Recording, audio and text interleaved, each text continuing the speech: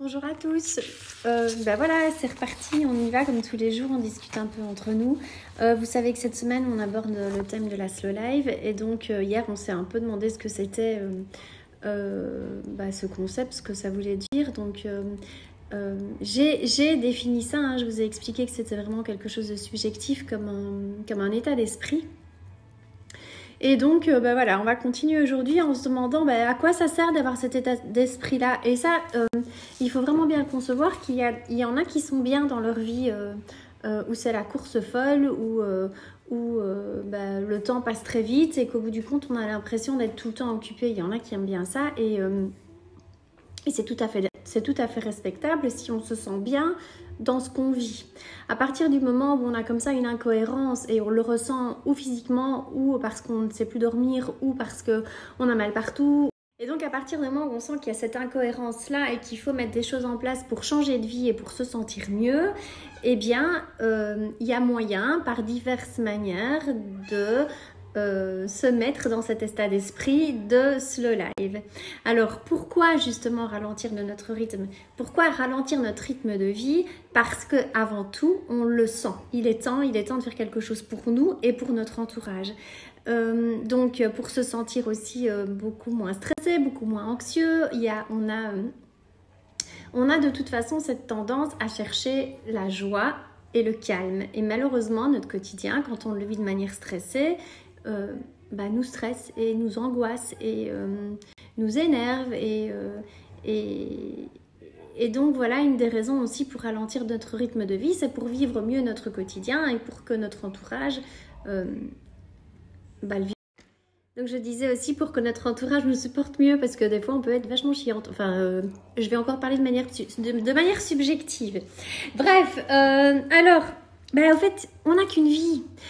On le dit partout, on le chante partout, mais on l'oublie. On n'a qu'une vie. Alors, autant qu'elle se passe bien, la seule vie qu'on a, parce que sinon c'est nul.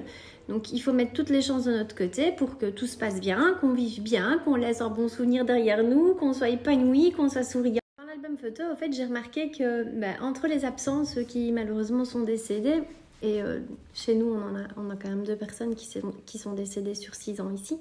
On a aussi des amis qui ont disparu de notre vie parce que voilà, c'est comme ça. On ne garde pas ses amis toute la vie, sauf certains, heureusement. Mais donc, il y a des amis qui ont quitté notre cercle d'amis. Et il y a aussi, rien que dans notre album-là, sur 6 ans, il y a 2 couples qui ne sont plus ensemble. Et donc, je me rends compte qu'au fait... les gens disparaissent, de nos vies, les gens meurent, les enfants grandissent, quand je vois comme mes enfants ont grandi sur 6 ans, et des fois on se préoccupe de futilités qui nous empoisonnent notre quotidien alors que la vie elle n'est pas là, et on passe comme ça à côté de choses hyper importantes.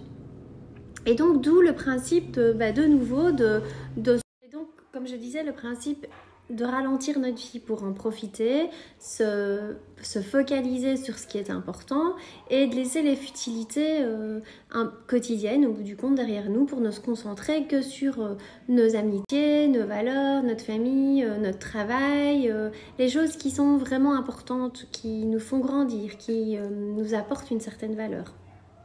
Et donc voilà.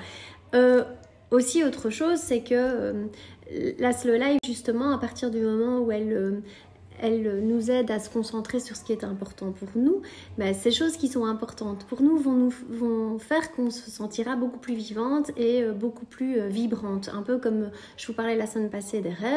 Le fait d'avoir écrit mes rêves, moi, m'a vraiment apporté cette petite joie en plus, cette sensation d'être vivante et d'avoir des choses à faire et avoir envie de les faire. Et donc je pense que la question primordiale, si vous devez retenir un truc de tout ce que je vous ai dit aujourd'hui, parce que je trouve que je suis vachement brouillon, mais bon, passons, c'est que la première chose à vous demander, c'est après quoi courez-vous? Après quoi on court? Ouais, après quoi on court? On peut courir après plein de choses, mais après quoi est-ce qu'il est important de courir? Parce que, et ça je vais la lire, j'ai lu une phrase qui m'a vraiment... qui m'a fait du bien, enfin qui m'a fait réfléchir, c'est, je vous la lis, le monde n'a pas besoin de nous presser, Le monde a besoin de nous présents. Ben, je vais vous laisser méditer là-dessus. Enfin, bref, ralentissez parce que ça va vous permettre de vous centrer sur ce qui se passe maintenant, parce que vos enfants grandissent, parce que vous vieillissez, parce que les choses que vous vivez maintenant, vous les vivrez plus dans 5 ans ou même dans un mois.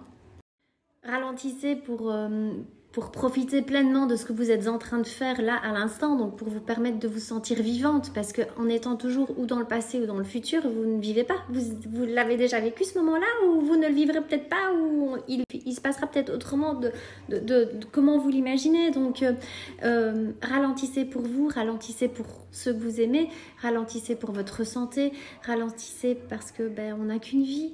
Il y a plein d'avantages, il y a tout. Ralentissez pour mieux consommer, pour mieux apprécier. Ralentissez pour être plus heureux. Voilà, le mot de la fin. Prenez soin de vous en tout cas.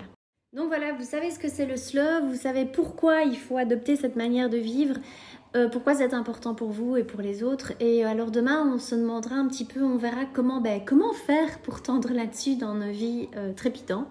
Où on n'a jamais le temps et on court toujours après le temps. C'est facile d'essayer de trouver du temps là où déjà on n'en a pas. Donc comment est-ce qu'on peut faire? Quelles sont les astuces pour... Et ça, j'en ai pas mal, vous allez voir, pour justement s'accorder ce temps-là. Donc ça, ce sera pour jeudi. Et pour vendredi, comme je vous l'avais dit, on parlera justement du minimalisme dans nos vies. Voilà, je vous souhaite à tous une bonne soirée et je me réjouis de recevoir tous vos commentaires par message. À bientôt. Utilité qui nous empoisonne notre quotidien alors que la vie, elle n'est pas là. Et on passe comme ça à côté de choses hyper importantes. Et donc, d'où le principe de nouveau de